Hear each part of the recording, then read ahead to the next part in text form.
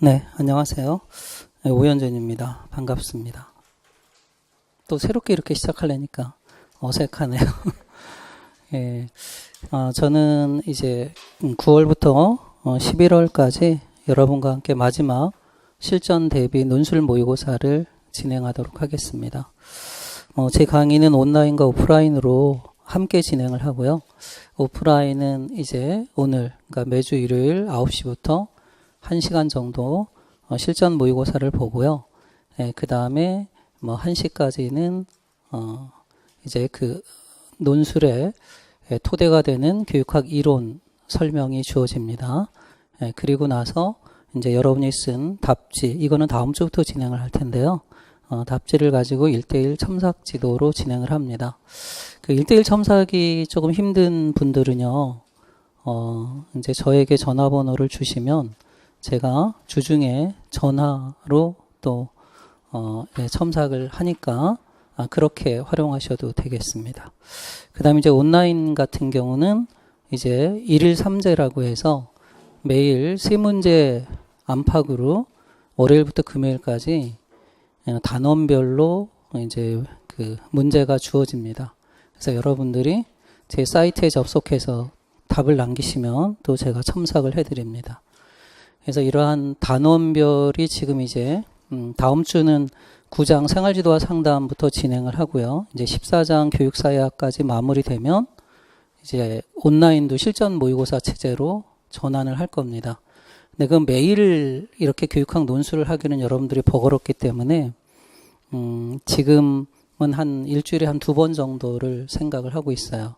그래서 월요일이나 한 수요일은 온라인으로 교육학 실전 모의고사를 보고 또 토요일 날은 오프라인으로 보고 이렇게 해서 한 3회 정도씩 여러분이 또 논술 연습을 할 수 있도록 하고요. 그리고 이제 시험이 가까워지면은 교육학에 또 너무 많은 비중을 두기는 어려울 테니까 일주일에 온라인 모의고사는 한 번 정도로 제가 할까 그렇게 지금 계획 중에 있습니다. 예. 자, 그러면 뭐 처음 제 강의를 듣는 분들도 있고요. 그래서 1회부터 8회까지 어떻게 모의고사가 진행되는지 그 개요도는 다음 시간에 제가 간략하게 그 에세이 형식과 그 다음에 어떤 부분에서 출제가 되었는지만을 여러분이 틀만 소개해 드릴게요. 그러면 여러분이 또 마지막으로 교육학을 정리할 때 혹시 내가 놓친 부분이 있는가 이론적으로 그런 걸 찾아서 확인할 수 있도록 이렇게 도와드리도록 하겠습니다. 그 다음에 이제 답안지를 다 작성하셨을 텐데요. 그래도 이제 마지막으로 우리가 이 답안지를 어떻게 작성해야 하는가 이런 것들은 거의 자동화되어야 할 텐데 아직도 제가 채점하다 보면 답안지에 조금 그 내용이 아니라 이 답안지 작성 요령과 어긋나게 작성하시는 분들이 계셔요. 근데 이제 앞으로는 그렇게 작성하시면 안 됩니다.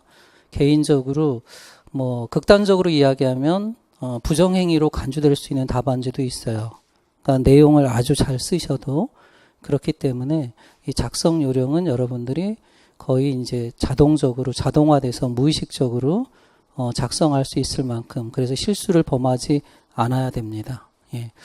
이게 제가 학교를 그만두고 여기 나와서 학원에 나와서 굉장히 많은 수험생들을 봤지만 실력 외적으로 떨어지는 경우도 많이 있습니다. 그래서 저는 조금 나이를 먹어 보니까 뭐 기인 이론으로 따지면 인생은 능력만으로 되는 것은 아니구나. 그냥 운이 굉장히 중요하구나. 그런 생각을 많이 해요. 사실 따지고 보면 그렇습니다. 여러분이 알고 있는 뭐 다 유명한 사람들 이거는 교육행정학자들이 통계해낸 경우도 있어요. 그러면 당신이 성공한 원인이 뭐냐? 뭐라고 생각하느냐? 실력이냐? 운이냐? 80% 이상이 운이라고 대답합니다. 예, 그래서 여러분이 이제 그 모의고사에서는 굉장히 답안을 잘 쓰시다가도 실전에서는 그렇게 성적이 안 나오는 그러한 여러분은 아직 제가 못 봤지만 많은 수험생들을 봤어요. 그러니까 이제 그런 부분들에 대한 그래서 저는 목표는 어떤 그런 실수를 최소화하는 거 이런 거에 어떤 강의에 중점을 두기도 합니다. 그래서 연습을 할 때 그런 실전에 입각해서 나는 그때만 잘하면 되겠지. 뭐 이거는 안 통하죠. 그래서 시험 상황에서는 또 어떤 돌발 변수가 나타날지 누구도 예측 못해요.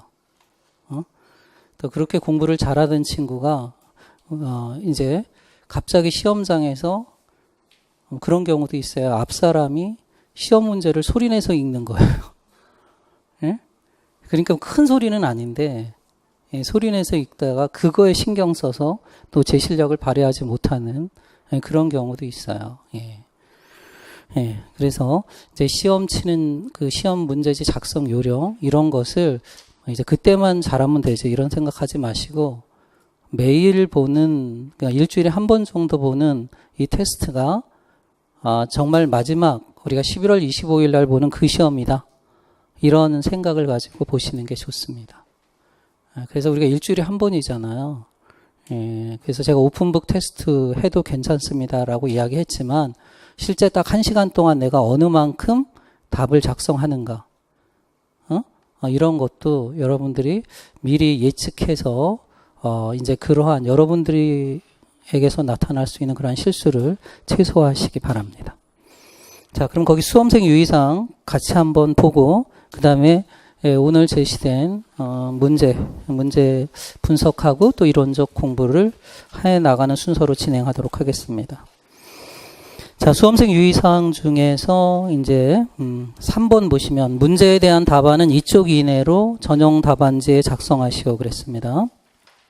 2쪽 이내니까 가장 그 채점으로 들어갔던 후배들 얘기를 들어보면 1.5쪽에서 2쪽 사이 이렇게 하시면 돼요. 뭐 꽉 채워도 상관은 없습니다. 근데 넘어가면 안 돼요. 양을 많이 쓰시다 보니까 그 이제 넘어서 칸 밑에다 쓰는 경우 이런 경우는 채점되지 않으니까 절대 넘어가면 안 됩니다. 그리고 그러면 일단 그렇게 양을 많이 쓰시는 분들이 효과적으로 답을 작성하는 그 방법은 뭐가 있냐면 배점이 몇 점인가를 고려해라 하는 거예요. 그러니까 어떤 분은 이렇게 쓰는데 많이 내가 아는 게 나오면 많이 써요. 내가 모르는 게 나오면 적게 쓰죠. 그런데 아는 게 2점 배점이에요. 모르는 게 4점 배점이고요.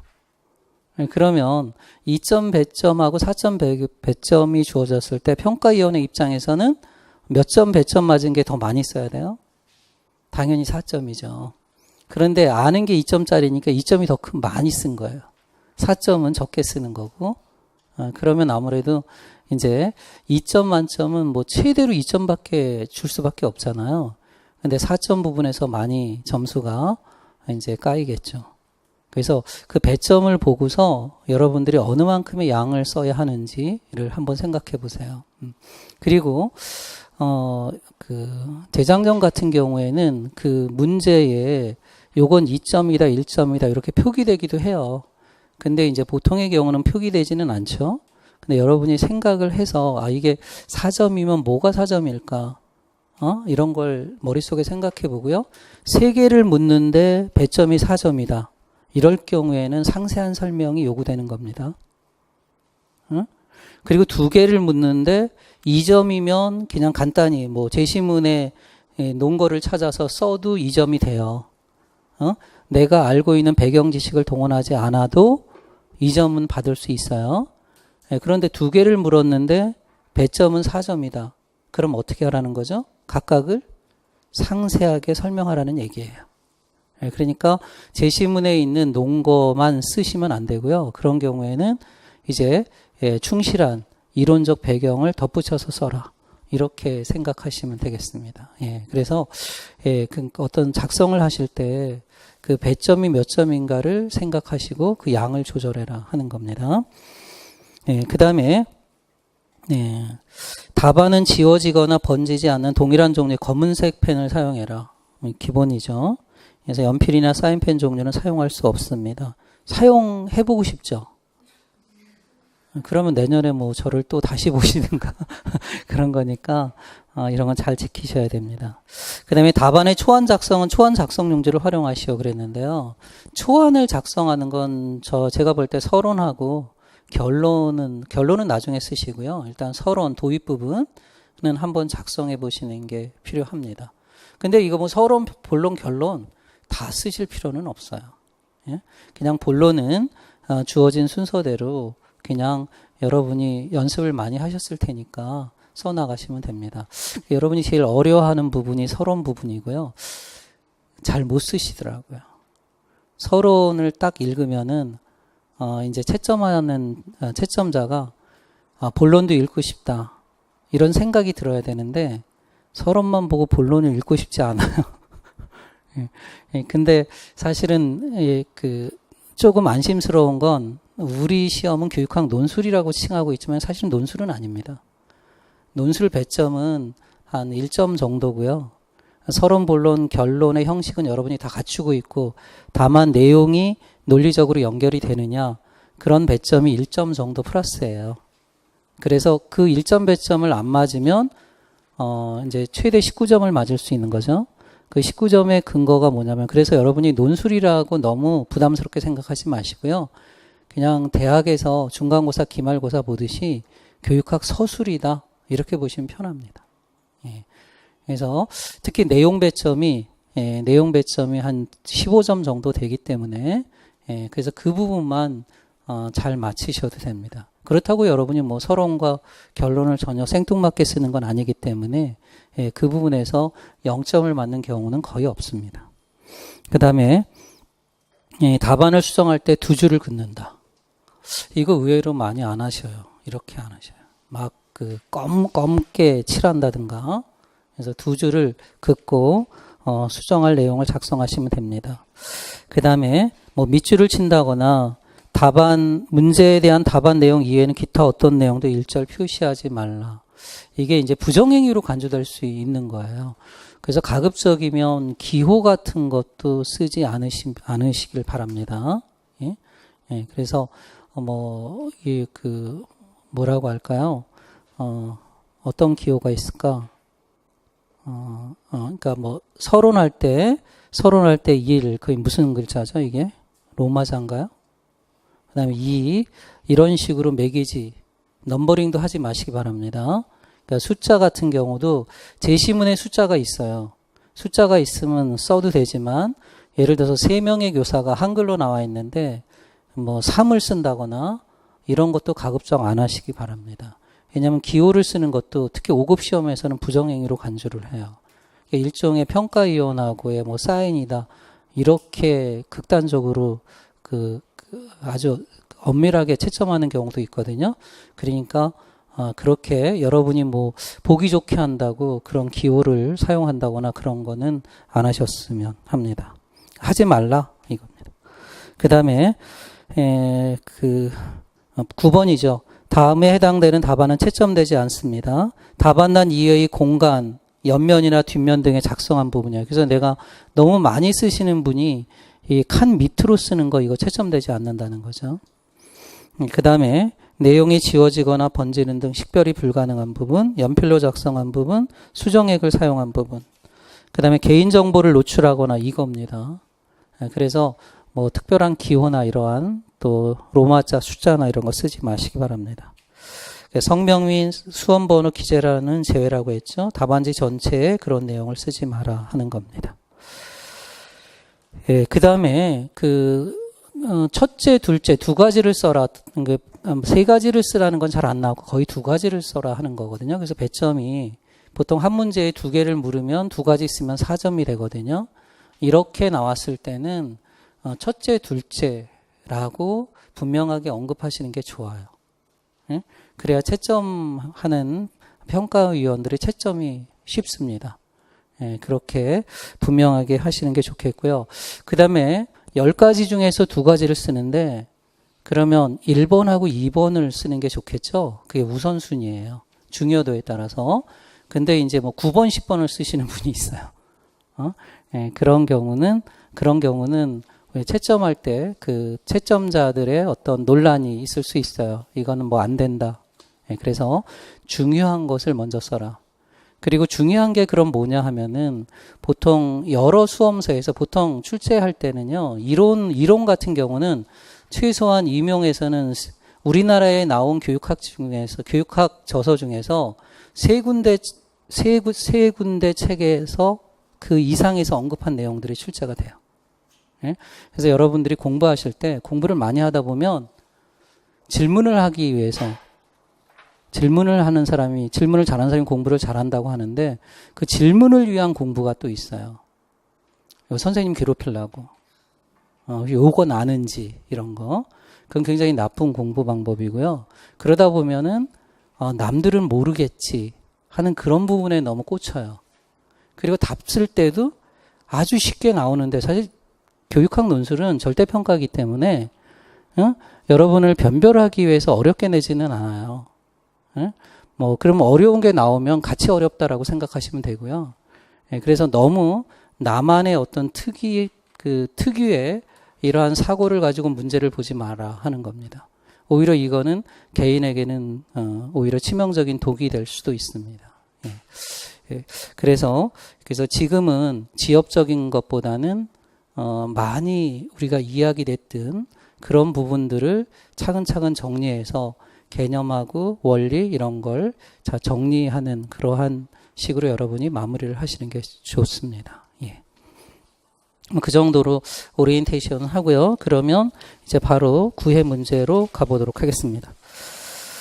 자, 구해 문제는 여러분이 이제 해설서를 한번 참고해 보시면은 제일 뒷부분에 제가 이제 어떠한 그 생각을 가지고 문제를 출제했는지 서론, 본론, 결론을 요약한 표가 있어요. 그 프린트물 12쪽에 보면 있습니다. 12쪽에. 자, 그러니까 주제는 뭘로 정했냐면은요. 주제는 나는 어떤 교사가 될 것인가 하는 겁니다. 그러니까 이거는 사실은 비구조화된 문제예요. 그러니까 사실은 어떤 교사가 중요한 게 아니라 교사 되는 게 중요하죠. 그죠? 어떤 교사면 어떠겠어요, 그죠? 그냥 교사 되는 게 중요한 거지. 근데 그 바람직한 교사 또는 훌륭한 교사는 어떤 모습인가 하는 겁니다.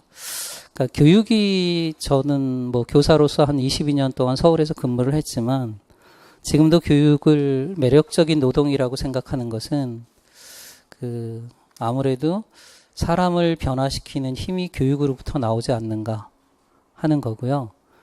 사람만 바뀝니까? 그 사람을 통해서 우리가 살고 있는 사회도 급격한 변화는 아니지만 이렇게 천천히라도 점진적으로라도 변화가 되기 때문이죠. 그래서 가르칠 때 제일 즐거운 것은 여러분들의 변화를 관찰할 때입니다.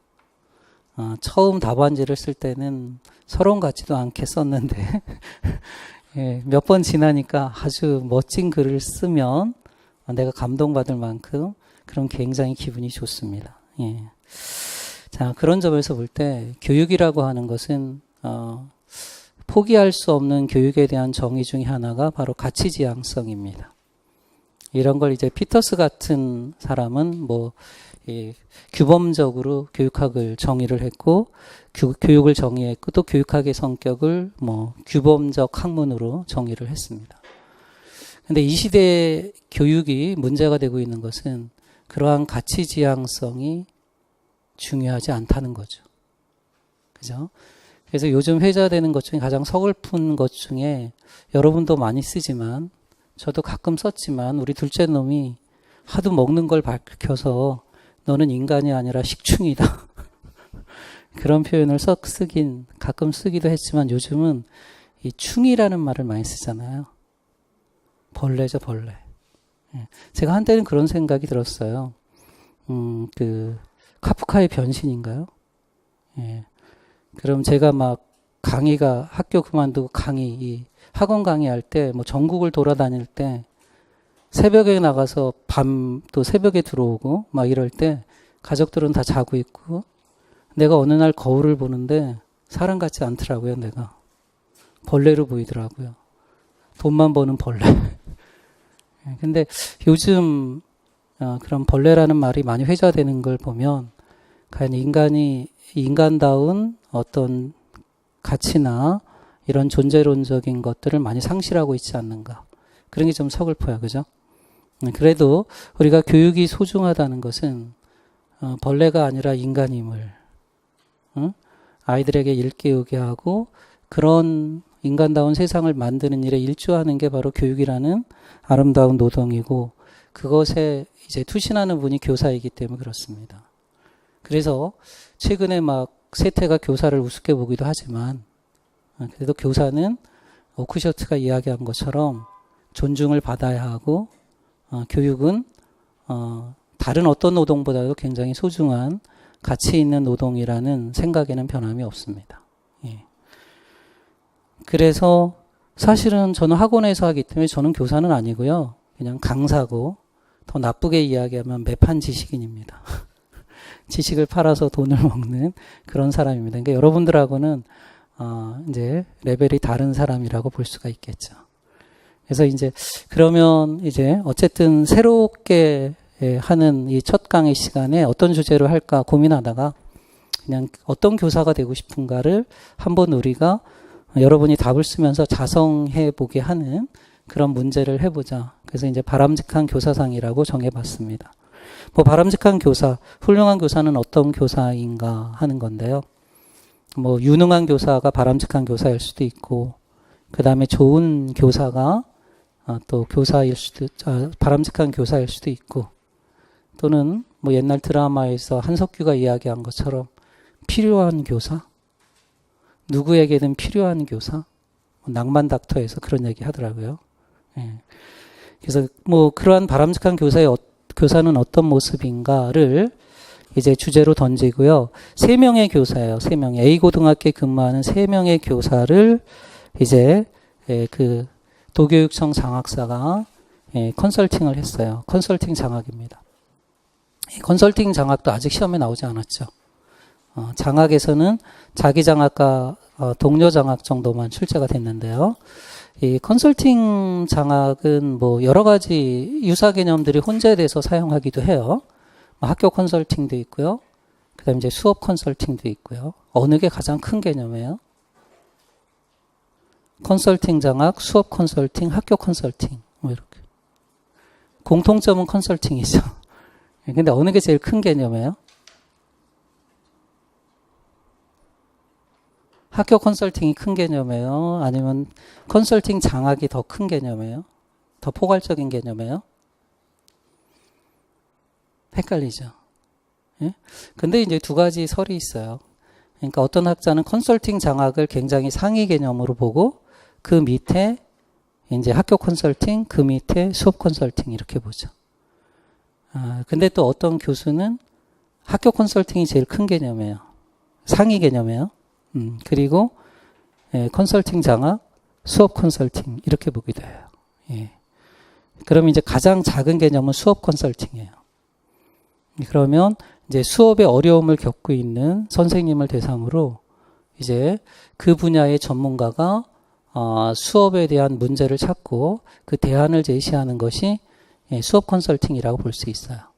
그럼 컨설팅 장학을 중간 개념으로 본다면 수업도 포함해서 컨설팅 장학은 그러면 교사가 하는 영역으로 확대되는 거예요. 그럼 교사가 하는 영역이 수업 말고 또 뭐 있죠? 생활지도도 있죠. 또 학급 경영도 있죠. 그죠? 그런 부분까지 컨설팅 영역이 확대되면 컨설팅 장학이라고 하더라고요. 그러면 그거보다 더 상위 개념은 뭐라고요? 학교 컨설팅. 그럼 학교 컨설팅 되면 교사 범위를 넘어서는 거예요. 그러니까 학교 구성원이면 누구나가 컨설팅을 의뢰할 수 있죠. 그죠? 뭐 학교 행정실에서 학교 회계와 관련된 컨설팅을 의뢰할 수도 있고요. 그 다음에 이제 학교장이 학교 경영 전반에 대해서 컨설팅을 의뢰할 수도 있죠. 이런 건 학교 컨설팅이라고 불러요. 그래서 이제 학교 컨설팅을 이제 가장 상위 개념으로 놓는 교수가 있고요. 또 그 어떤 교수 같은 경우는 컨설팅 장학을 가장 높은 개념으로 보고 그 밑에 이제 수업 컨설팅, 수업 외에 학교에서 일어나는 컨설팅을 학교 컨설팅으로 보고 이렇게 보기도 합니다. 근데 이제 최근의 개념은 수업 컨설팅, 컨설팅 장학, 학교 컨설팅 이런 식으로 개념이 정리되는 추세예요. 그렇게 잡으시면 됩니다. 그래서 이제 컨설팅 장학을 의뢰받았어요. 그러니까 컨설팅 장학이라고 했으니까 수업만 하는 게 아니에요. 이 교사의 학급 운영, 생활지도 이런 걸 다 컨설팅을 의뢰받은 겁니다. 컨설팅 기간은 비교적 길죠. 한 달간. 그래서 장학활동을 전개했어요. 그리고 이 3명의 교사에 대한 컨설팅 내용을 이제 그 결과를 기록했어요. 이 장학사가. 그 중에 일부를 발췌해서 표로 정리한 것입니다. 자, 이것을 바탕으로 해서 바람직한 교사상이라는 주제로 서론, 본론, 결론의 형식을 갖춰 논하시오. 그랬습니다. 그래서 이제 20쪽에 보면 그러면은 서론은 어떻게 할까? 그런 거죠, 서론을. 그럼 서론은 왜 이 주제를 논의하는가라는 그 주제 논의의 배경을 제시하는 겁니다. 이런 겁니다. 그래서 서론에서 할 일은 두 가지예요. 하나는 주제를 논하게 된 배경. 그 다음에 두 번째는 뭘까요? 본론과 내용을 논리적으로 연결하기. 이런 것입니다. 그 두 가지 내용을 담아서 그 분량은 3줄에서 6줄 정도까지 많이 쓴다면 그 정도로 여러분 쓰시면 되겠어요. 제가 예시를 든 거 보면은 이렇게 쓰는 거죠. 동서고금을 막론하고 어느 사회든 교육을 중요하게 생각하지 않는 사회는 없다. 국가나 사회의 발전 수준은 교육의 질에 따라 좌우되며 교육의 질은 상당 부분 교사의 질에 의해서 결정이 된다. 그러기에 흔히 사람들은 교육의 질은 교사의 질을 뛰어넘을 수 없다고들 말한다. 그렇다면 바람직한 교사란 어떤 교사인가? 한 장학사가 작성한 컨설팅 장학의 사례를 참고하여 교육관, 교육과정, 교수방법, 교육평가 등을 중심으로 바람직한 교사상에 대해서 논의해 보고자 한다. 그럼 여기서 두 가지 내용으로 우리가 단락을 지을 수가 있겠죠. 그 다음에 그럼 그렇다면 바람직한 그렇다면 앞에까지가 글을 쓰게 된 배경이라고 보시면 돼요. 도입 배경. 그 다음에 이제 그 다음 부분은 본론과의 내용을 논리적으로 연결하는 부분이 되겠죠. 그죠? 이때 두 가지를 첨가하시면 됩니다. 하나는 뭐냐면 일단 그 에세이가 어떤 형식인가를 간단히 언급하는 거죠. 그게 한 장학사가 작성한 컨설팅 장학의 사례 이런 걸 언급하는 겁니다. 근데 이 에세이 형식은 굉장히 다양하게 나올 수 있죠. 작년에는 뭐가 나왔죠? 신문기사가 나왔죠. 그래서 2015 개정교육과정을 물었잖아요. 그래서 그러한 신문기사를 참고하여 이런 식으로 여러분이 어떤 내가 주제를 논할 때 참고하는 자료잖아요. 이걸 언급을 하시는 게 좋습니다. 그래야 내용이 논리적으로 연결이 돼요. 근데 막 이런 말 없으면 갑자기 김 교사가 주장하고 있는 철학은 본질주의 철학이다. 뜬금없이 김 교사가 나오면 글이 이상하잖아요. 그래서 그러한 걸 논하게 된 토대가 되는 이러한 에세이 형식을 언급하시고요. 그 다음에 본문의 내용을 간략하게 제목 정도로만 하세요. 문장으로 하지 마세요. 이건 보여주는 거니까. 그래서 교육관, 교육과정, 교수방법, 교육평가 등을 참고해서 바람직한 교사상에 대해서 논의하고자 한다 하는 겁니다. 그럼 이제 본론의 내용적인 틀을 보세요. 3명의 교사인데요. 임교사, 홍교사, 윤교사입니다.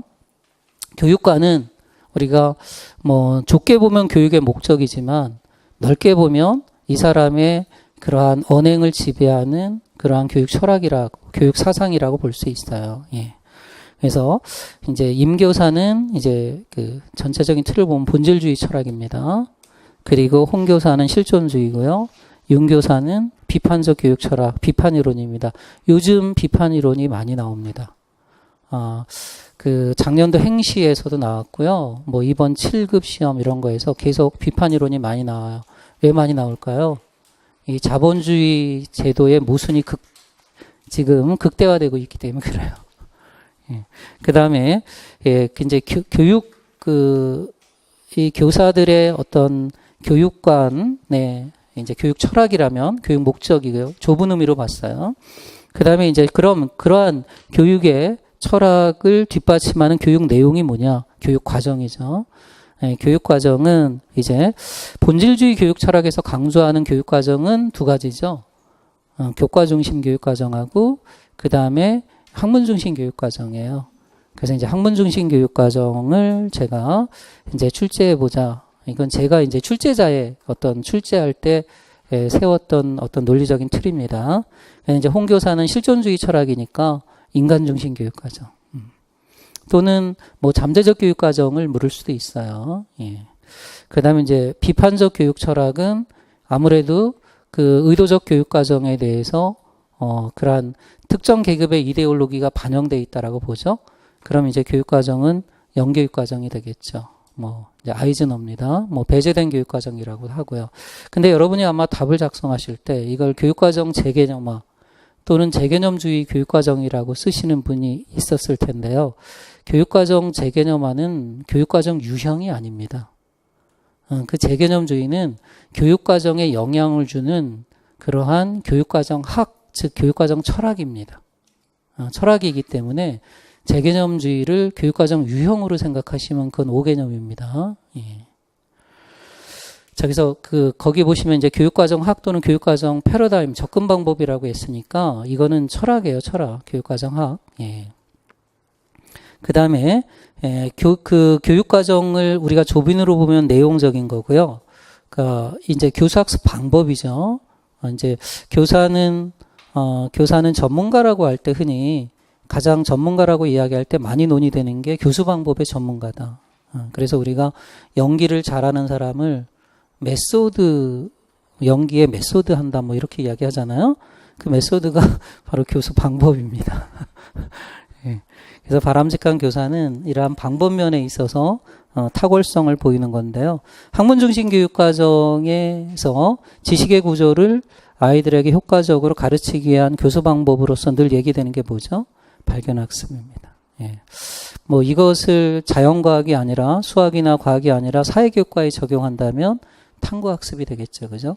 그래서 이제 브루너의 발견학습, 그 다음에 이제 실존주의 교육철학, 인간중심 교육과정, 여기에서는 뭐 딱 정해진 그런 교수학습 방법은 없습니다. 다만, 교사와 학생, 그리고 뭐 학생과 교재와의 관계를 새롭게 보는 거죠. 그것이 이제 만남 또는 대화 이런 것입니다. 예. 그리고 잠재적 교육과정이라는 측면에서 보면은 또 인간중심 교육과정도 마찬가지지만 실존주의나 인본주의 심리학에서 중시하는 것은 환경이에요. 인간적인 환경입니다. 예를 들자면 우리 시험에 등장했던 그 상담 이론 중에서 로저스의 비지시적 상담 이론이죠. 거기서 상담 환경과 관련된 문제가 나왔죠. 그래서 상담자의 자질로서 무조건적이고 긍정적인 존경, 공감적 이해, 진정성 이런 건 환경이죠. 환경. 그래서 인간중심 교육과정이나 또 잠재적 교육과정에서는 그런 환경의 인간화를 굉장히 강조하는 겁니다. 예.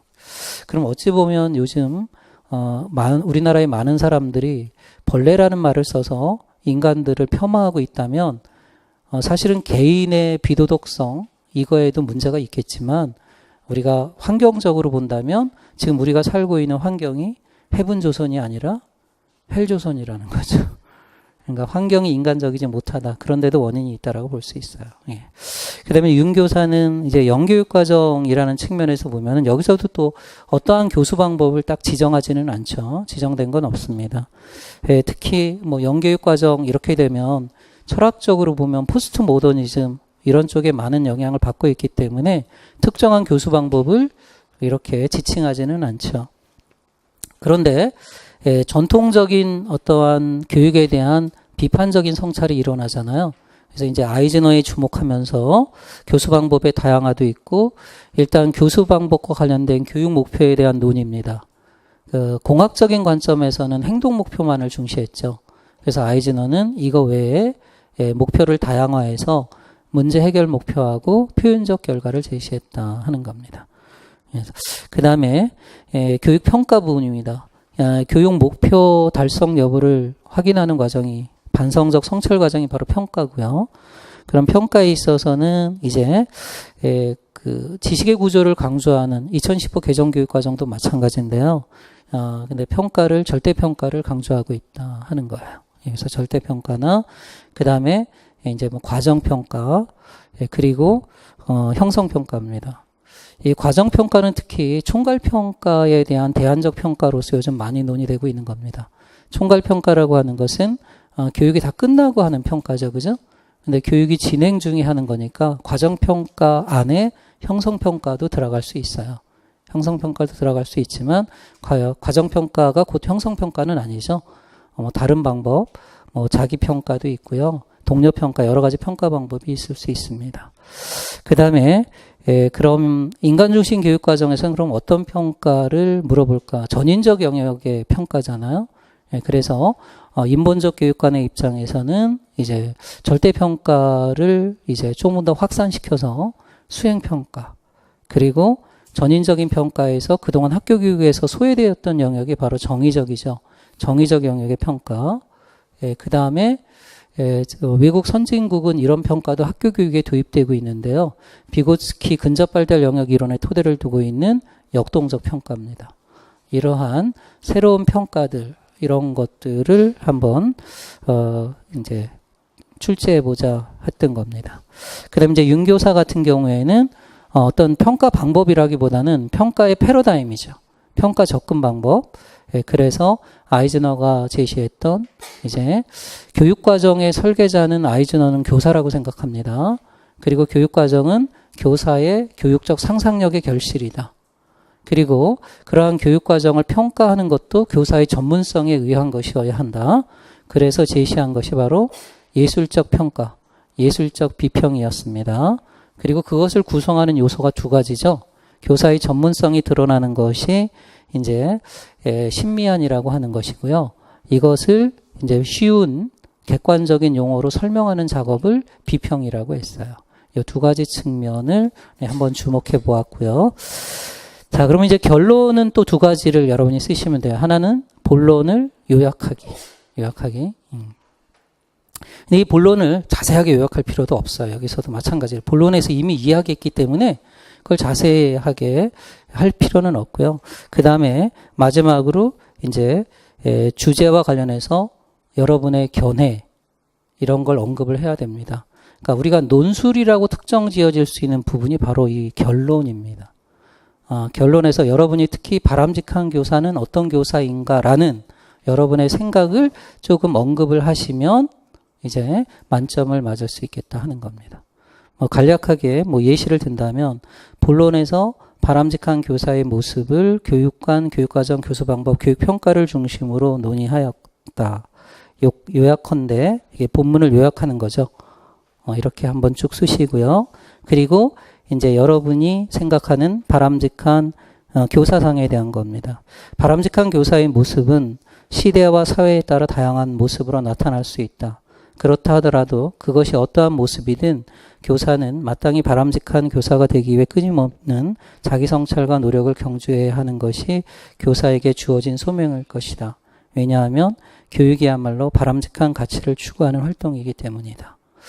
이런 식으로 이제 마무리를 하시면 되지 않나 하는 겁니다. 그래서 전체적인 어떤 이번 구회 문제의 어떤 틀, 개요를 한번 제시를 했고요. 그럼 이제 제시문을 통해서 조금 더 분석적으로 보도록 하겠습니다. 그리고 다음 시간에 이제 이 본론 내용의 토대가 되는 교육학 이론들을 공부해 보도록 하겠습니다. 자, 그럼 다시 이제 본문으로 돌아와서요. 제시문으로 돌아와서 인교사의 교육관 볼게요. 인류의 문화 전수가 교육의 주된 목적이다. 자, 그러니까 여기서는 교육관이 되는 교육 철학이 지금 분명하게 드러나 있지 않습니다. 그죠? 시험이 쉬우면 분명하게 드러났어요. 예를 들어서 아까 제가 개요트를 본 것처럼 임교사의 교육관은 본질주의 교육 철학이다. 이렇게 제시해 주는 게 제일 쉬웠죠? 초기 교육학 논술의 문제들이 좀 그랬습니다. 그래서 이제 본질주의 교육 철학의 장점 두 가지를 써라. 한계 두 가지를 써라. 원리 두 가지를 써라. 이런 문제가 나왔죠. 근데 여기는 지금, 감추어져 있습니다. 그건 분석적으로 여러분이 찾아내셔야 됩니다. 학생의 자발성은 인정하나 교육의 주도권은 어디까지나 성숙된 교사에게 있다 하는 겁니다. 예. 요즘 교사들이 많이 번아웃 증후군을 이야기합니다. 소진 증후군이라고 하죠. 교사들이 많이 지쳐 있습니다. 현장의 교사들이. 그러니까 학생들에게 치이고 학생들의 인권을 너무 강조하다 보니까 상대적으로 교사의 인권은 조금 소외되는 그런 측면이 많죠. 예. 그리고 뭐 혁신 학교라든가 이런 주문사항들이, 권력의 주문사항들이 너무 많아요. 예. 그럴 때 아무래도 현장에 있는 교사들을 조금 이렇게 격려해 줄 수 있는 그러한 좀 패러다임적 접근이 필요하다 하는 생각입니다. 그래서 이 본질주의는 좀 그런 측면의 고민 속에서 나왔어요. 그러니까 아동 중심 교육을 표방했던 교육적 진보주의죠. 이러한 진보주의에 대한 도전에서 나온 겁니다. 그래서 교수학습 방법에 있어서는 학생의 자발성은 인정한다. 그렇지만 교육의 주체나 이런 건 어디까지나 누구이어야 한다? 성숙한 교사이어야 한다. 그러니까 이런 점이 다 이제 본질주의를 특징 짓는 겁니다. 그 다음에 또 본질주의를 특징 짓는 게 이거잖아요. 사회적 요구와 관심을 중심으로 교육이 행해져야 한다. 그럼 진보주의는 어디에 초점을 뒀죠? 사회적 요구가 아니라, 그렇죠, 학습자 개인이죠. 개인의 필요 충족입니다. 예. 자, 그 다음에 이제 홍교사 같은 경우는 추상적이고 보편적인 인간, 이게 우리가 머리로 생각할 수 있는 논리적 인간이죠. 예를 들자면 인간은 이성적이다 하는 겁니다. 근데 이런 것을 어떻게 한다? 비판한다. 이런 점에서 지향점은 같아요. 인간성 회복을 주장하고 있지만 이렇게 추상적이고 보편화된 인간을 비판한다는 점에서 이제 항존주의하고 지점이 달라지는 겁니다. 항존주의는 옛날부터 지금까지 앞으로도 인간은 어떤 존재다? 이성적 존재다. 근데 그것이 이제 추상적이고 보편화된 그러한 인간의 모습이죠. 그죠? 근데 그런 걸 비판하고 이러한 보편적 인간 이런 걸 한마디로 하면, 철학적으로 한마디로 하면 본질이죠. 본질을 비판하고 이제 어떤 그 다른 개념으로서 이제 실존을 부각시키는 게 실존주의가 되겠어요. 그 밑에 보면 또 나오죠. 실존이라고 하는 건 뭐냐? 학생 개인의, 그러니까 인간 모두의 그런 보편성에 기대는 것이 아니라 개인의 독자적인 삶, 자유를 존중한다. 이런 걸 자율성, 또는 철학적으로는 뭐라고 하죠? 주체성. 그럼 심리학적으로는 뭐라고 불러요? 동기이론에서 자기결정성. 자기결정성도 그런 점에서 인본주의에 토대를 두고 있다라고 볼 수 있어요. 학생 스스로 각성해서 자아를 발견하는 것을 중시하고 개성을 가진 인간을 추구한다. 그죠? 그러니까 실존주의가 되겠죠. 그러니까 실존주의는 개인, 근데 그 개인을 지적, 정의적, 그 다음에 뭐 행동적, 이렇게 분석적, 논리적으로 접근해요? 종합적으로 접근해요? 종합적으로 접근하죠. 그래서 그 개인은 우리가 영어로 표현할 때 인디비주얼이라고 하잖아요. 그러니까 분리될 수 없는 통합된 전체라고 보는 거죠. 그럼 실존주의에서 교육의 목적은 개성을 실현하는 걸 뭐라고 불렀죠? 자아 실현 또는 자기 실현, 그리고 전인 형성이라고 보는 거죠. 예. 자, 이렇게 개인을 부각시킨 심리학자가 누구였어요? 상담 이론에서 나오는 아들러죠. 그래서 프로이드 같은 경우는 분석 심리학이잖아요. 그러니까 인간을 이렇게 정신세계를 분석해서 접근을 하고 있지만 실존하는 인간은 분석되어질 수 없다. 그래서 아들러는 무슨 학회를 탄생시켰어요? 개인 심리학. 개인 심리학. 그래서 개인을 발견한 사람이 아들러예요. 예.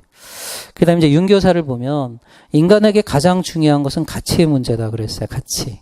그러니까 우리가 영교육 과정도 가치를 중시하죠. 배제된 가치. 근데 이 가치라는 게 우리가 교육 과정으로 가면 학교에서 배우는 교육 과정은 그럼 가치가 반영되어 있다는 거예요? 가치가 빠져 있다는 얘기예요? 이들의 주장은 가치가 반영되어 있다는 거죠. 근데 그 가치가 모든 이들이 추구하는 가치예요? 아니면 특정 계급이 중시하는 가치예요? 특정 계급이 추구하는 가치죠. 그런 걸 뭐라고 하죠? 근데 특정 계급 중에서 어떤 계급이에요, 그러면? 지배계급. 지배계급의 가치를 그럼 뭐라고 불러요? 이데올로기죠. 이게 대표적으로 애플입니다. 그래서 문화적 헤게모니 이론이라고 하죠. 그래서 이러한 지배계급의 이데올로기가 담겨 있다라고 보는 겁니다. 예. 학교 교육을 통해 교육 이론과 실천에 숨어 있는 이러한 이데올로기적 가정, 전제를 드러낸다. 드러내는 걸 뭐라고 하죠? 계몽. 계몽이라고 하는 거예요. 계몽. 또는 개인적인 의미에서 파울로 프레이리는 뭐라고 불렀어요? 의식화. 이걸 의식화라고 하는 거죠. 예. 그래서 교육의 자율성을 추구한다 하는 겁니다. 자, 이렇게 보면 이게 이제 비판 이론인데요. 또 비판적 교육 철학이에요. 비판적 교육 철학의 목적은 어떤 인간을 만드는 것이다?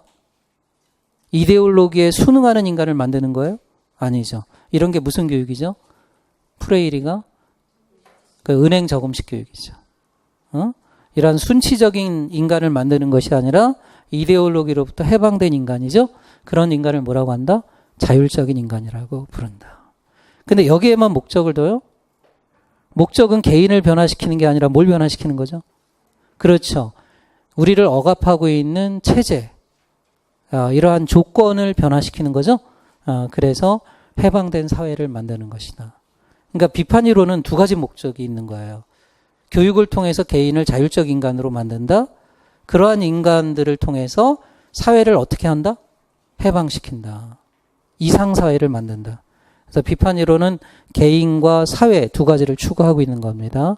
마치 19세기 페스탈로치의 교육 철학처럼 19세기가 국가가 탄생하는 시대였잖아요. 그러니까 페스탈로치는 3H가 조화된 인간, 이걸 통해서 불평등한 사회를 평등한 사회로 바꾸는 거, 이런 겁니다. 그래서 비판 이론은 그 비판의 대상이 개인이 아니라 어디에 있다? 체제에 있다. 사회에 있다. 그래서 교육을 통한 이러한 체제 변혁을 추구하는 것이 비판 이론의 목적이다라고 보시면 됩니다. 예.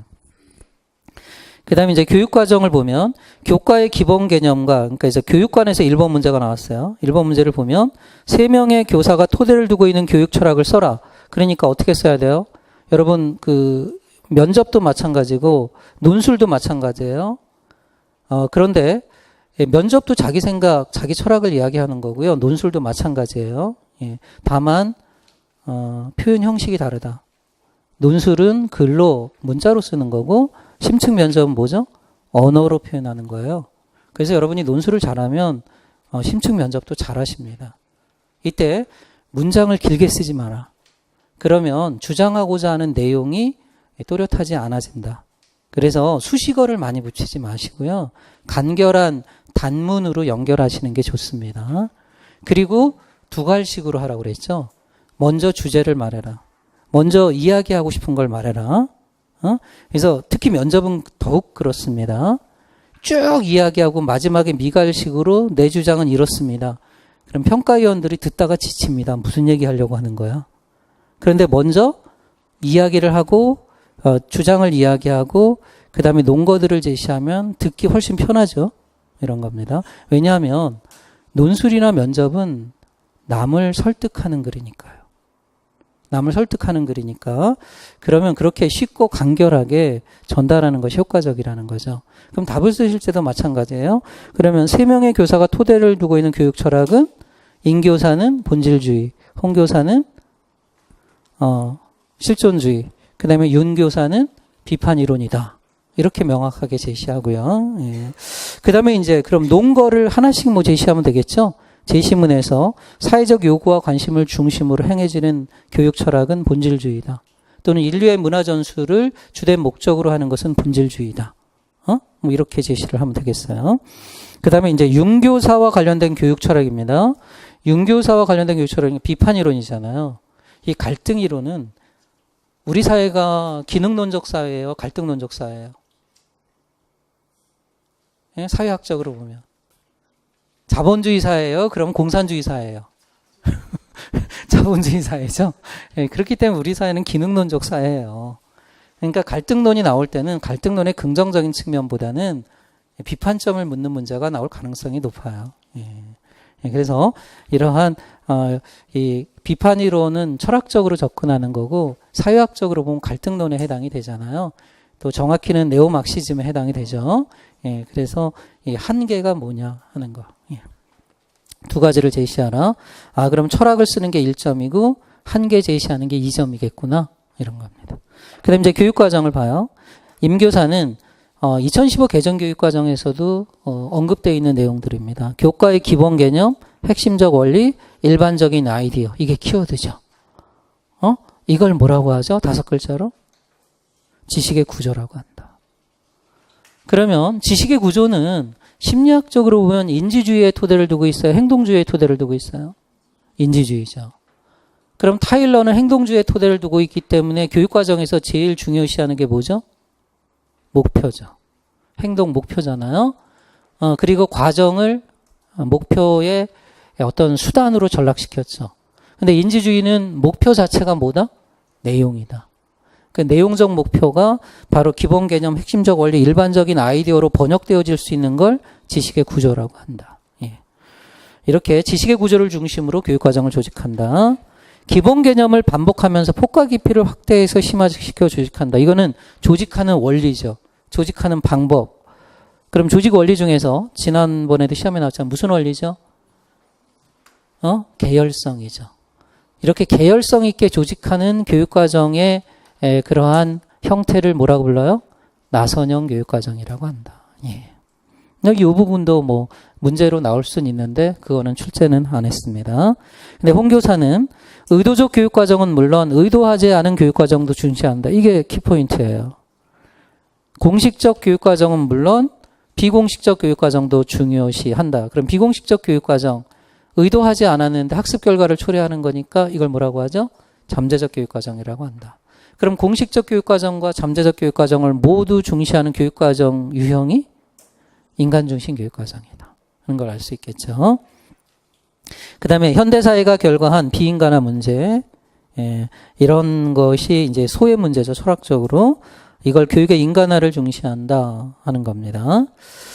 자, 그 다음에 윤 교사는 교육과정에 대한 가치 중립적 입장을 비판한다. 이게 교육과정 학자들이 대부분 그 보비트나 타일러부터 교육과정에 대한 논의를 가치 중립적으로 전개를 했어요. 가치 지향적으로 전개했어요. 가치 중립적이죠. 그래서 타일러 같은 경우는 냉정하게 어떠한 목표, 예를 들어서 민주주의 이념을 교육 목표로 설정해야 한다. 이렇게 가치 지향적으로 정의한 것이 아니라 학습자, 교과, 사회로부터 잠정적인 목표를 끌어와야 한다. 그죠? 이러한 공학적이고 가치 중립적인 입장에서 서술을 하고 있는 거예요. 이러한 논의는 사실은 70년대 이전까지 갔죠. 70년대 초까지 갔죠. 워커도 그랬어요. 워커도 교육과정을 어떻게 개발하는가를 프로세스를 과정을 서술하고 있을 뿐이지 이렇게 해야만 한다라고 처방하거나 가치를 드러내지는 않았습니다. 그죠? 이렇게 가치 중립적으로 접근했던 학자들을 우리는 이제 파이너 같은 학자는 초기 학자를 전통주의자, 타일러 같은 학자들은 그 다음에 워커 같은 학자들을 뭐라고 불렀어요? 개념 경험주의자 이렇게 불렀어요. 예. 그러면 이제 아이즈나 뭐 파이너 자기들은 뭐라고 부르는 거죠? 우리는 가치지향적이니까 그렇죠. 교육과정을 새롭게 다시 처음부터 시작하려고 하는 학자들이다. 그래서 재개념화다 이렇게 불렀죠. 재개념화. 예. 그래서 가치 지향적인 입장이다. 그러니까 이렇게 보면 비판 이론도 가치 중립적인 겁니까? 가치 지향적인 겁니까? 가치 지향적인 거죠. 비판한다는 것 자체가 가치 지향적인 거죠. 가치 중립적으로 비판할 수는 없는 일 아닙니까? 예. 그럼 이렇게 가치 지향적으로 교육과정을 보는 게 교육사회학에서는 어떤 분야죠? 기능론이에요? 갈등론이에요? 아니면 다른 거예요? 신교육사학이죠. 신교육사학, 교육과정 사학이잖아요. 교육과정 사학은 교육과정에 스며있는 가치, 이데올로기를 드러내는 거죠. 이런 겁니다. 그 다음에 그래서 교육과정 이념, 목적 이런 것들을 중시한다. 교육과정 특정 계급의 이데올로기적 선물로 이해하고 소홀히 했던 내용을 중시해요. 여기 힌트가 나오네요. 소홀히 했던 내용. 중요한 가치임에도 소홀히 했던 내용. 이걸 뭐라고 합니까? 영교육과정이라고 한다 하는 겁니다. 예. 그래서 우리가 잠재적 교육과정 한번 출제가 됐었고요. 아직 영교육과정의 개념이나 뭐 다 아는 것이겠지만 올해 시험은 조금 쉬워질 겁니다. 작년보다는. 그럴 때 이런 내용들이 나올 수 있어요. 그리고 특히 정권이 바뀌었잖아요. 기능론적인 정권에서 갈등론적인 완전한 갈등론 그런 건 아니니까 완전한 좌파는 아니긴 하지만 이제 교수들이 이제 출제 교수진도 달라져요. 응? 달라질 수 있고 그러면 우리가 시험을 통한 사회 통제 아닙니까? 그러면 이런 것들이 출제될 수 있어요. 예. 그 다음에 교수 방법으로 갑시다. 그래서 2번 문제는 그거예요. 잘 보세요. 홍교사가 중시하는 교육과정 유형은 뭐예요? 잘 써야 돼요. 잠재적 교육과정이에요. 인간중심 교육과정이에요. 인간중심 교육과정이에요. 잠재적 교육과정이라고 볼 수 있는 게 뭐예요? 의도하지 않은 교육과정도 중시한다. 그런데 의도적 교육과정도 중시한다 그랬어요. 그러니까 이거는 인간중심으로 가야 되는 겁니다. 예. 그 다음에 그럼 윤교사가 중시하는 교육과정은 영교육과정. 그래서 두 교육과정의 개념을 묻는 문제 각각 2점씩에서 4점. 그 다음에 교수 방법으로 가면 교사의 지시를 최소화하고 학습과제의 최종적인 형태를 스스로 찾게 한다. 바로 이게 교수 방법의 정의죠. 학습과제의 최종적인 형태를 뭐라고 하죠? 지식의 구조. 그러면 교사의 지시는 뭐라고 부릅니까? 교사의 지시는 이것도 시험에 나올 만한 중요한 단어잖아요. 비고츠키 하면 교사의 지시가 바로 뭐예요? 비계 설정이죠. 발판이죠. 근데 지시 없이예요? 최소화하는 거예요? 최소화. 그러면 이제 교사의 지시 없이 쓰는 건 전혀 다른 겁니다. 그건 삐아제가 주장하는 거예요. 비고츠키는 교사의 지시를 도움을 주되 그 도움을 어떻게 한다? 최소화한다. 예. 그리고 지식의 구조를 학습자 스스로 찾게 한다. 스스로 찾게 한다 그랬으니까 뭐죠? 발견이죠. 발견한다. 그래서 발견학습인데 교사의 지시나 도움이 있으니까 무슨 발견? 안내된 발견. 근데 교사의 지시 없이 하면은 자기주도적인 발견. 근데 학생들은 자기주도적으로 발견하기 어렵잖아요. 그래서 이제 안내된 발견학습, 브루너라는 걸 알 수 있습니다. 그러면 발견학습에 4가지 요소가 있죠. 학습 경향성. 이게 출발점 행동과 같은 경우예요. 근데 정의적인 거죠. 학습 의욕 이런 겁니다. 그 다음에 이제 그 교육 내용적인 목표는 뭐죠? 지식의 구조. 이건 생략했어요. 그 다음에 지식의 구조를 조직하는 원리는 뭐죠? 계열성. 계열성 있게 조직하는 걸 나선형 교육과정이라고 불렀어요. 그 다음에 학습의 결과는 지적 희열, 발견의 기쁨이죠. 그러니까 보상이나 동기로 보면 어떤 동기? 내적 동기. 그래서 인지주의라는 걸 알 수 있죠. 행동주의는 내적 동기예요? 외적 동기예요? 외적 동기. 예. 자, 그 다음에 이제 홍교사를 보면 교사의 일방적인 전달보다는 학습자가 주체가 돼서 그래서 마틴 부버가 이야기한 것처럼 수업은 대화다. 나와 너의 인격적인 대화다. 이렇게 보고 있는 거죠. 인간적 학습 환경 조성에 주력한다. 교사와 학생의 교육적 관계를 나와 너의 인격적 관계를 보고 대화를 많이 활용한다 하는 겁니다. 그래서 부버가 이야기하는 대화는 이러한 존재와 존재, 인격과 인격이 만나는 겁니다. 그럼 소외된 대화는 어떤 거죠? 소외된 만남은 아이와 유의 관계예요? 아니면 아이와 뭐의 관계죠? 요즘 여러분들이 명품 쓸 때 많이 쓴다고 그러던데 it. 나와 그것의 관계는 이건 소외적 관계죠. 주체와 대상의 관계죠. 그죠? 이게 이것이 아니라 나와 너의 관계다 하는 거예요. 근데 대화를 강조한 소크라테스는 대화가 뭐죠? 회상이죠. 진리에 이르는 진리를 발견하게 하는 과정이 바로 대화였어요. 근데 그건 진리에 대한 열정을 나누는 대화라면 부부가 이야기하는 대화는 인격과 인격, 존재와 존재, 전인과 전인과의 만남이라고 볼 수 있죠. 이런 겁니다. 그러니까 여러분하고 저하고의 만남이 지식과 지식으로 만나는 그런 관계는 소외된 관계죠. 그죠? 그러니까 우리가 말로 하는 언어로 진술되는 명제적 지식 말고 언어로 진술되지 않은 인간 존재의 대부분을 차지하는 지식이 뭐죠? 암묵적 지식. 우리가 그 라일 같은 경우는 그걸 방법적 지식이라고도 불렀는데 이 존재론적 지식이라고 해요. 우리가 그것까지도 우리는 헤아릴 줄 알아야 되는 거죠. 그래서 여러분들이 학생과 만날 때 학생이 이야기하는 그 내용만을 가지고 그의 전부를 재단하면 안 되겠죠. 그가 표현하지 못하고 있는 그러한 심리의 세계, 그것까지 이해해야 전인적인 만남이 가능하다라고 볼 수 있는 거죠. 예. 자, 네, 그래서 이 대화가 여러 가지 대화가 있어요. 근데 또 이제 비판 이론에서 하버마스가 이야기하는 대화는 그럼 어떤 거예요? 이상적 사회로 가기 위한 과도기적 이성이죠. 그걸 이제 이상적 담화 상황이라고 불렀어요. 이렇게 대화의 의미들이 좀 다릅니다. 근데 어디까지나 우리 사회에서는 정말 소통, 대화가 필요한 거죠. 그 다음에 윤교사, 교수 목표로 행동 목표뿐만 아니라 문제 해결 목표와 표현적 결과도 중시한다. 그러니까 아이즈너입니다. 네, 문제 해결 목표가 무엇인가, 표현적 결과가 무엇인가 하는 겁니다.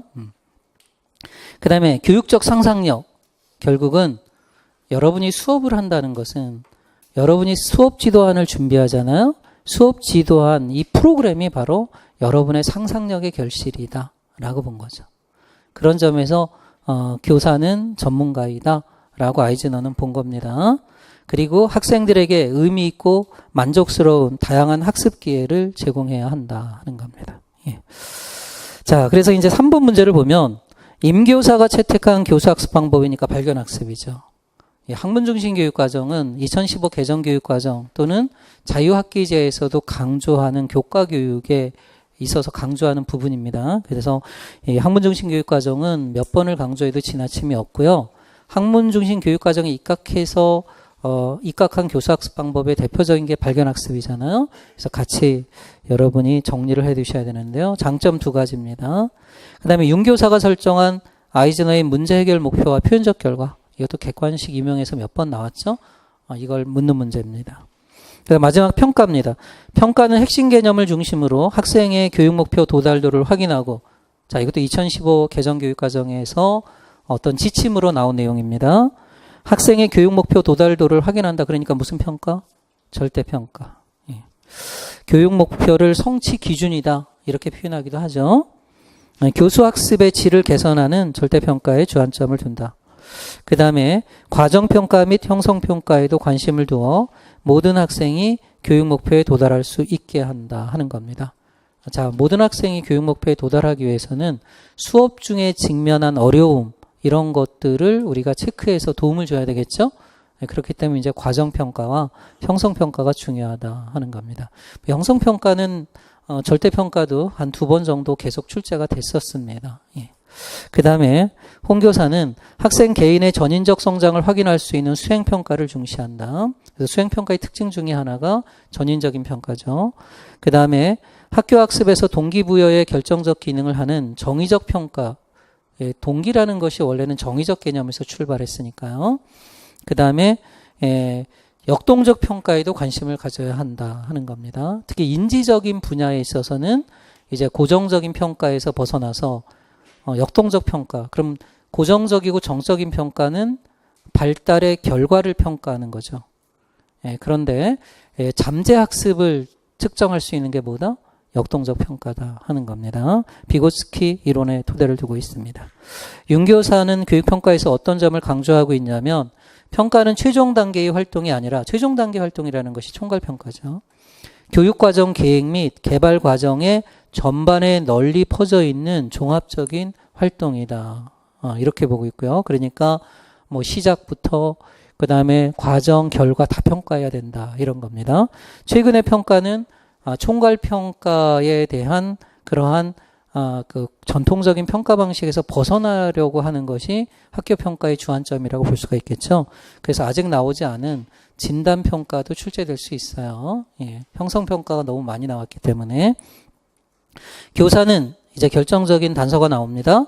교육 현상을 보고 교육활동의 질을 판단할 수 있는, 그러니까 평가자가 교사입니다. 그럼 객관적인 평가가 되겠어요? 주관적인 평가가 되겠어요? 주관적인 평가죠. 자, 그럼 이거는 이제 우리가 평가 모형 중에서 타일러의 행동 목표, 즉 목표 중심 평가라기보다는 가치 판단을 위한 탈목표 평가, 이런 범주에 속했던 학자들이 누구누구였죠? 형성평가라는 말을 처음 썼던 스크리븐, 그 다음에 뭐 스테이크, 아이즈너, 이런 학자들입니다. 그 중에 아이젠허가 되겠죠. 교사는 이렇게 교육 현상의 질을 판단할 수 있는 신미함과 비평을 가져야 한다. 이런 걸 합쳐서 뭐라고 한다? 예술적 평가라고 하는 겁니다. 예. 그러면 문제 4번 해볼게요. 절대평가의 특징 두 가지와 과거 시험에서는 절대평가의 장점, 단점을 묻는 문제가 나왔고요. 그 다음에 역동적인 평가, 신미함과 비평에 대해서 각각 설명하는 문제가 되겠습니다. 이거는 이제 두 가지, 각각 한 가지니까 배점이 5점이 되겠습니다. 이렇게 해서 내용면의 배점이 16점이고요. 보통의 경우는 15점인 경우가 많이 있어요. 그 다음에 이제 형식이나 표현의 배점이 4점에서 5점. 그 중에서 이제 그 논술의 내용과 주제와의 연계성이죠. 주제와의 연계성이 배점이 보통 3점이고요. 그 다음에 이제 표현의 적정성, 맞춤법 이런 것들이 이제 1점 내지 2점이 되겠습니다. 예. 근데 이 표현은 거의 감점을 받지 않는데요. 어떤 경우에 감점을 받냐면 결정적인 오자가 있을 때. 응? 그러니까 어떤 핵심 개념을 예를 들어서 그 맞춤법상으로 틀리게 작성한다거나 이럴 경우에는 감점이 됩니다. 근데 우리가 지엽적으로 뭐 이제 등이라는 말을 붙여 쓰냐 띄어 쓰냐 뭐 부터를 붙여 쓰냐 띄어 쓰냐 이런 거는 크게 감점을 받지 않는데 결정적인 핵심어를 잘못 쓰면은 감점이 됩니다. 예. 예. 그렇다고 내가 3개를 감점을 썼어요. 그럼 마이너스 3점 되는 건 없는 거예요. 예? 그러니까 최소 1점, 최대 2점이니까 그래서 한 2점 정도, 최대 2점 정도 마이너스 되는 거고요. 그 다음에 이제 주제와 관련된 논의는 보통은 2점을 많이 주고, 그 다음에 이렇게 논리적으로 또는 형식이나 내용면에 있어서 완벽함을 갖추면 3점이 되는 겁니다. 예. 근데 표현이나 형식은요, 왜 이걸 5점 내지 4점을 배점했냐면, 평가위원들이 평균을 맞추려는 의도가 강합니다. 그럼 예를 들자면 작년에는 논술에서 그러니까 내용적인 부분에서 학생들이 점수가 굉장히 낮았어요. 그래서 교육기획이라는 개념도 잘 몰라서 못 쓴 친구들이 많고요. 그러다 보니까 내용 15점 배점이 많이 낮아졌죠. 그러니까 형식이나 이런 거에 있어서 채점은 느슨하게 했다는 거지. 느슨하게. 그래서 평균을 올려줘야지. 근데 올해 같은 경우는 이제 여러분 작년에 시험 본 친구들이 교육과정평가원에 이의를 굉장히 많이 제기해서 많이 제기했기 때문에 이제 문제가 좀 쉬워지겠죠. 쉬웠다 어려웠다를 반복하니까 작년보다는 쉬워지겠죠. 그렇다고 뭐 다 쉬운 문제가 뭐 재작년처럼 나오진 않을 것 같고 하나 정도는 조금 어려운 게 나올 수 있을 테고요. 그렇게 된다면 전체적으로 내용의 평균이 올라갈 거 아닙니까? 그러면 형식의 채점이 엄격해진다. 그걸 염두에 두셔야 돼요. 여러분이 그래서 원래 이제 문제를 볼 때 이렇게 제시문을 표로 되어 있는 건 바로 읽어가도 좋지만 보통의 경우에는 배점에 있는 부분들을 보고 내용을 읽어가시잖아요. 근데 배점 내용 보니까 내가 다 아는 내용이야. 쉬운 것 같아. 그럴 때는 긴장의 끈을 늦추지 말고 이 표현 부분에 있어서도 엄격성을 갖추도록 하시면 이제 좋은 점수를 얻을 수 있겠다. 이렇게 생각이 됩니다. 그럼 이제 조금 쉬었다 다음 시간에 내용 설명하도록 하겠습니다. 예. 그 다음에 작성한 것은 제가 나중에 거둘게요. 예.